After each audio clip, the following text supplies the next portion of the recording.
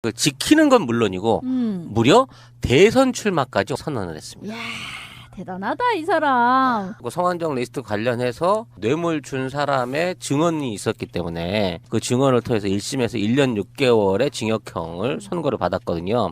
이게 이 추세로 쭉 나가면 어떻게 가든지 간에 지사직은 날아갈 판이었는데 놀랍게도 1심에서는 믿어주었던 증인의 증언을 2심의 재판관은 난 못 믿겠는데 의심이 가는데 라는 이유만으로 사실상 무죄를 선고해버리는 놀라운 사태가 또 한 번 벌어졌습니다. 근데 이 사람 진짜 명줄이 기네요. 근데 가만 보면 이 사람이 자기 어떤 운명에 대해서 참 놀라울 정도로 잘 빠져나가는 사람이로구나라고 느꼈던 게 지난번에 성완종 리스트 관련해서요. 돈 받은 거 딱 거기 나와 있었잖아요. 1억 이렇게 딱 나와 있었잖아요. 시가도 아니고 딱 1억 나와 있었는데 거기에 대해서 이 사람이 그때 그게 선거 자금이었고 청와대까지 흘러간 것으로 점점점 이렇게 얘기를 했거든요.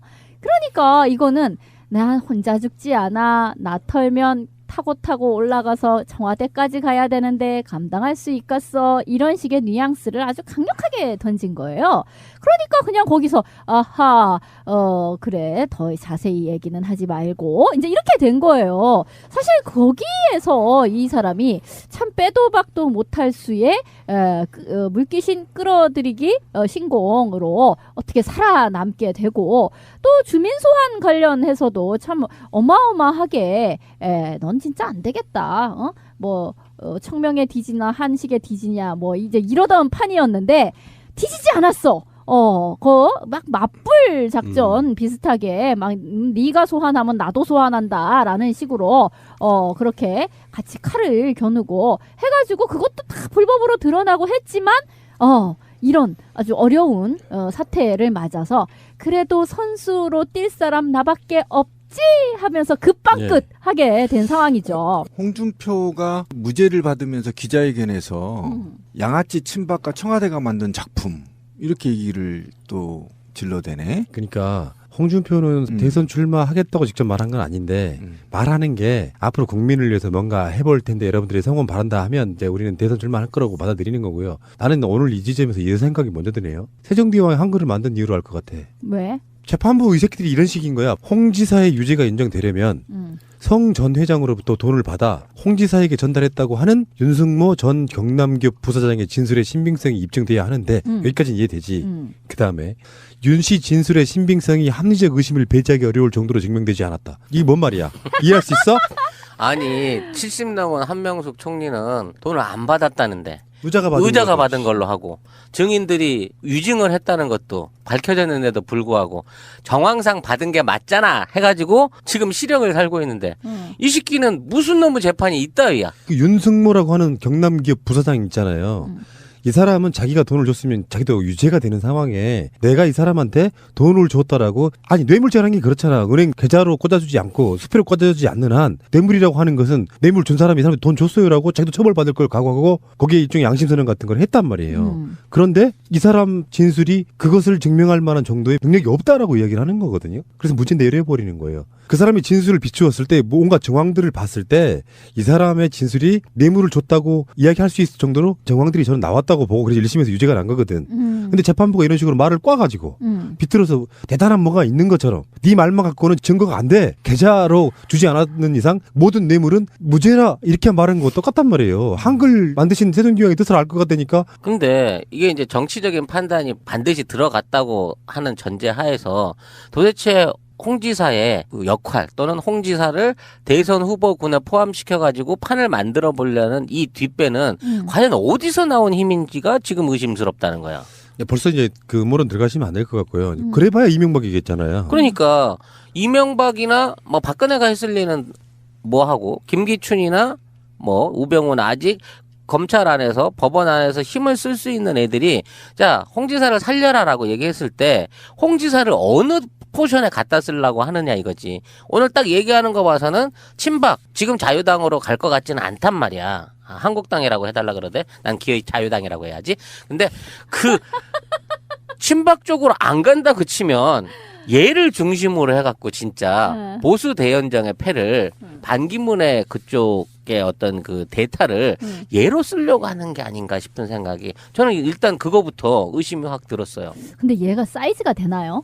네, 홍준표는 끝났어요. 정치생명. 사실 너무 앞서가는 음모론이 너무 설레발이야. 이거는 홍준표가 정말로 상품이 될까 하는 부분도 생각을 해봐야 되는데 안 된다고 볼 수 없다고 저는 봐요. 그래요? 왜 그러냐면 일종의 친박은 아니지만 극우의 포지션에서 뭔가 그들을 대변해온 것 같은 느낌이 드는 사람이라 홍준표는 이렇게 보셔야 됩니다. 지금 뭐 전 경북지사 김관용 같은 사람들이 나서면 사람들이 컵방귀 끼잖아요. 누군지도 몰라. 근데 홍준표는 우리 쪽에 있는 사람도 알 정도로 굉장히 유명한 정치인이에요. 그렇죠. 유명 정치인이 나서고 그가 해왔던 무상급식 반대라든지 온갖 그것들을 봐왔던 사람들에는 일정 정도 표가 저는 나온다고 보는 거예요. 그러니까 지금 태극기 집회하는 사람들 그 사람들의 어떤 사고방식은 우리의 어떤 상식을 가지고 이해하기는 좀 어렵잖아요.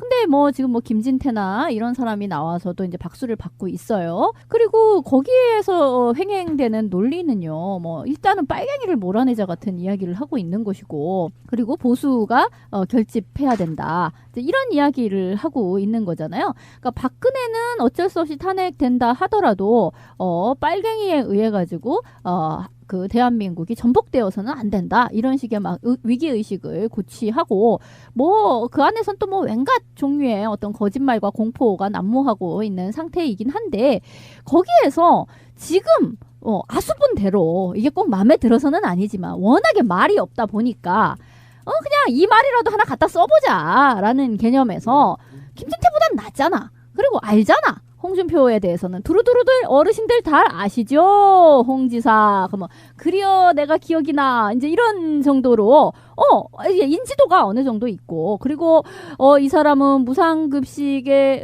그건 빨갱이 정책이라서 내가 그것과 싸우다가 이게 정치적인 위기에 몰렸다라는 것도 하나의 스토리가 되는 것이고 모래시계를 다 보셨죠? 내가 아주 어려운 와중에도 점점점 검사가 되어 대한민국을 바로 세우기 위하여 뭐 이렇게 해가지고 내가 또 사실은 그동안에 정치적 단합을 겪었습니다. 또 뭐 이렇게 해가면서 하면 워낙에 선수가 없는 마당에 그냥 이 사람도 하나에 한 5%는 먹을 수 있겠다라는 생각은 들어요. 그러니까 홍준표가 대선 출마를 생각했던 것 같아요. 홍준표가 예를 들면 이런 식인 거지. 이재명과 살짝 좀 대척점에 있었던 게 무상급식 부분이었잖아요. 홍준표가 내세우는 치적이 하나 있습니다. 채무 제로. 그러니까 경남도가 그 전에 워낙에 빚이 많았기 때문에 그 빚을 갚기 위해서 홍준표가 전람했다는 명분이 무상급식 같은 걸 쳐내는 거였다고. 그래서 실제로 채무 재료가 됐다고 해요. 그러면 보수 쪽 사람들이 봤을 때는 꽤 일도 잘하는 사람처럼 이미지화 시킬 수 있단 말이에요. 어떤 마인드를 떠나가지고. 그러니까 홍준표가 까미 되냐 안 되냐는 두 번째 문제고 그건 우리의 시각인 거지. 아무튼 아까 말씀하신 것처럼 그냥 조금이라도 뭔가 건덕지게 있으면 다 모아가지고 걔네들의 2% 3%짜리 지지율을 모아가지고 10몇 프로 20% 만들고 싶은 그들의 욕망 속에 홍준표는 굉장히 달콤한 후보군이 이제 떠오른 거지. 아니 지금 하다못해 김진 이런 사람도 지금 나오는 판이잖아요. 근데 진짜 한 막 축구팀 정도로 후보가 막 군이 이렇게 쫙 나리비가 쓰는데 사실은 다 0%거든. 0%인 사람 한 10명이 지금 등판을 해 있는 상태인데 곱하기가 안 되네. 0 곱하기 뭐를 해 다 0이야. 더하기도 안 되고 참 어려워요. 근데 그래도 다 0000인 상태에서 이 사람은 조금이라도 잔전이라도 있다. 잘 긁어 모으면. 있어. 라는 거에서 기중 낮다. 이렇게 볼 수 있는 거죠. 뚝심 같은 거 있잖아요. 보수 어르신들 보기에는 좌빨들 무상급식 됐어 안 해. 그 정도 뚝심이라고 보는 거야. 뭐 똥꼬집이 있어 보이잖아. 그렇지, 어쨌든. 그렇지. 홍준표의 앞으로 뭐 정치적 위상은 상당히 당분간은 어느 당으로 어떤 정치 입장을 내놓을지는 기대가 되는 입장이지만 자기 나름대로는 그나마 지금 여당에 제대로 된 놈이 없는 입장에서는 자기도 충분히 해볼 만하다는 꿈을 가질 만한 상황인 것만은 맞아요. 그래서 하나가 더 이제 얘기해볼 수 있는 게 홍준표처럼 이렇게 무죄받으면 날개 달잖아요. 박근혜 만약에 탄핵 기각돼도 비슷한 의기양양이 있을 거란 말이야.